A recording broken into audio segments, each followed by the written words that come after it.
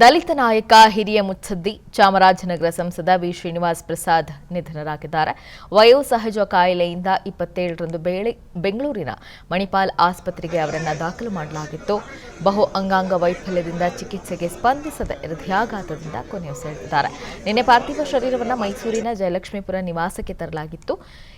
ಎಂಟಿಎಂ ಶಾಲಾ ಆವರಣದಲ್ಲಿ ಸಾರ್ವಜನಿಕರ ದರ್ಶನಕ್ಕೆ ಅವಕಾಶವನ್ನು ಮಾಡಿಕೊಡಲಾಗಿತ್ತು.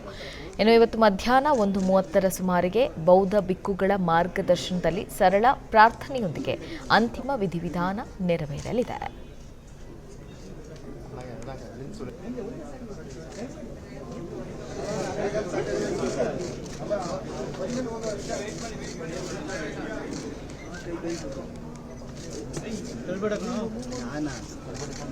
ದಲಿತ ನಾಯಕ ಹಿರಿಯ ಮುತ್ಸದ್ದಿ ಚಾಮರಾಜನಗರ ಸಂಸದ ವಿ ಶ್ರೀನಿವಾಸ್ ಪ್ರಸಾದ್ ನಿಧನರಾಗಿದ್ದಾರೆ.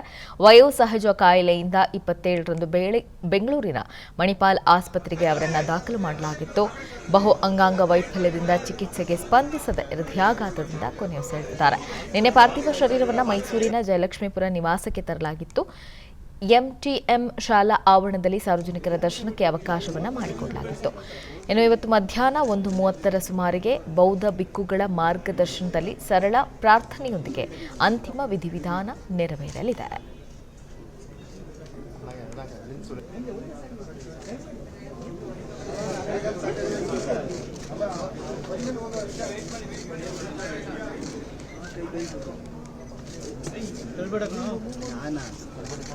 ದಲಿತ ನಾಯಕ ಹಿರಿಯ ಮುತ್ಸದ್ದಿ ಚಾಮರಾಜನಗರ ಸಂಸದ ವಿ ಶ್ರೀನಿವಾಸ್ ಪ್ರಸಾದ್ ನಿಧನರಾಗಿದ್ದಾರೆ.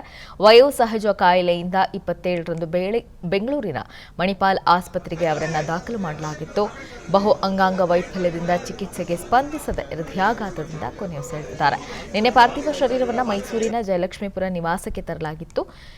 ಎಂಟಿಎಂ ಶಾಲಾ ಆವರಣದಲ್ಲಿ ಸಾರ್ವಜನಿಕರ ದರ್ಶನಕ್ಕೆ ಅವಕಾಶವನ್ನು ಮಾಡಿಕೊಡಲಾಗಿತ್ತು.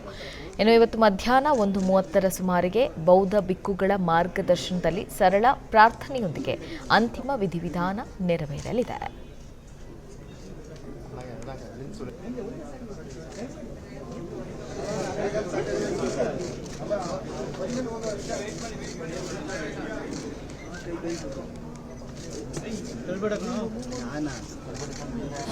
ಅನುಕ್ಷಣದ ಸುದ್ದಿಗಳಿಗಾಗಿ ವಿಸ್ತಾರ ನ್ಯೂಸ್ ಯೂಟ್ಯೂಬ್ ಚಾನೆಲ್ ಸಬ್ಸ್ಕ್ರೈಬ್ ಮಾಡಿ.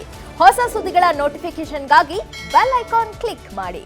ಲೇಟೆಸ್ಟ್ ಅಪ್ಡೇಟ್ಸ್ಗಾಗಿ www.vistaranews.com ವೆಬ್ಸೈಟ್ಗೆ ವಿಸಿಟ್ ಮಾಡಿ. ಅಂಗೈಯಲ್ಲೇ ಜಗತ್ತಿನ ಸುದ್ದಿ ತಿಳಿಯಲು ವಿಸ್ತಾರ ನ್ಯೂಸ್ ಕನ್ನಡ ಆಪ್ ಡೌನ್ಲೋಡ್ ಮಾಡಿ.